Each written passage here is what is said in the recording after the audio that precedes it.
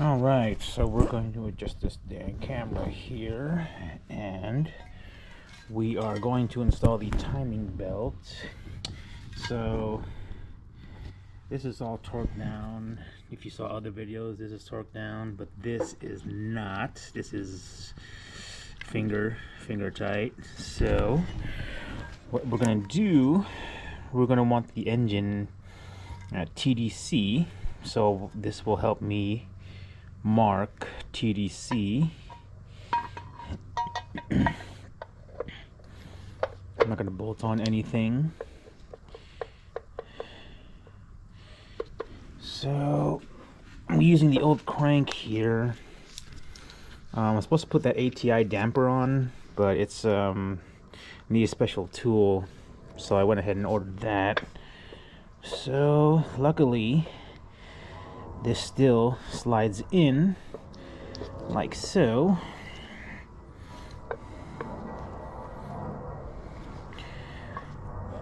There we go, that's what we want. Alright, so we want this to be at TDC, which if you look at it, it already is. I'll be honest, I kind of already put it at TDC, but this is just for you guys. So yeah, by doing this, you can turn the crank with your hand. No, that I'm not going to do that, but yeah, it's at TDC. See that little mark here? And you want to point it at 0. Let me see there. Let's get it. Yep, that's at 0. So luckily, this is easy to come off right here.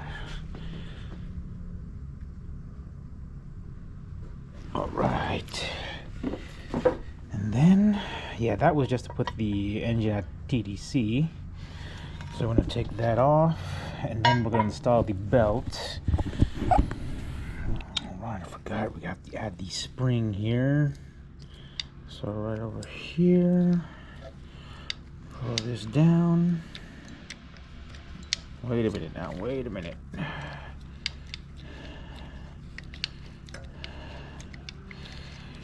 I knew that. So let's get this finger tight.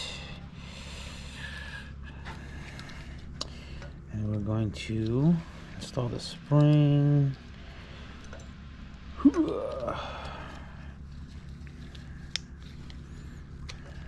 There we go, that's what we want. We want that. Boom, there you go. So yeah. So that's that. Then we're going to install the belt. So right now it says to, before you install the belt, take this as far as to the left as you can, and then tighten it temporarily. Wait a minute now. That's what we want.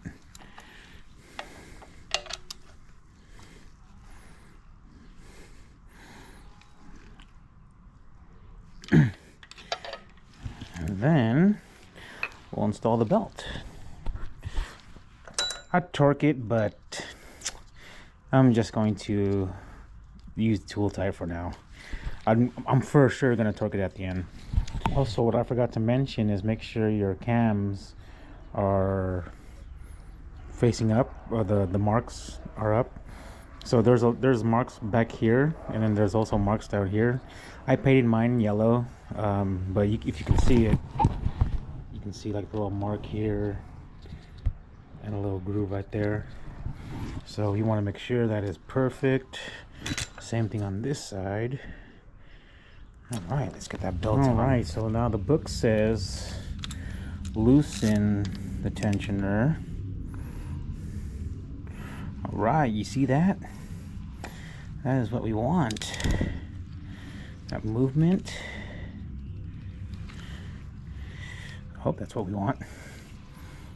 I hope that's what we want. I've never seen a timing belt like this. Yeah, no. So I had to do a little bit of finagling here. The book says they want A and B to have the same tension, which they do. Earlier it was kind of loosey-goosey over here. What happened was, I think I had put it like in the center, or like one center, and then maybe it was like kind of crooked, or give or take. But now it is all torqued. That means it'll get the red marker here. All right, so now I have to, we're halfway there. I have to rotate. I have to put the cover back on and put the old crank on, rotate it to see if it's in time. All right, now we are going to rotate the crankshaft 2 revolutions. So 1, 2. So make sure they're all lined up. That is that. It's at the 0. So here we go.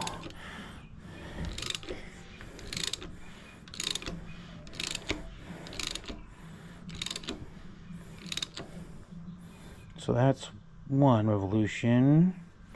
So it's at 0, and of course they are not, but that is just 1. Going for the second round here.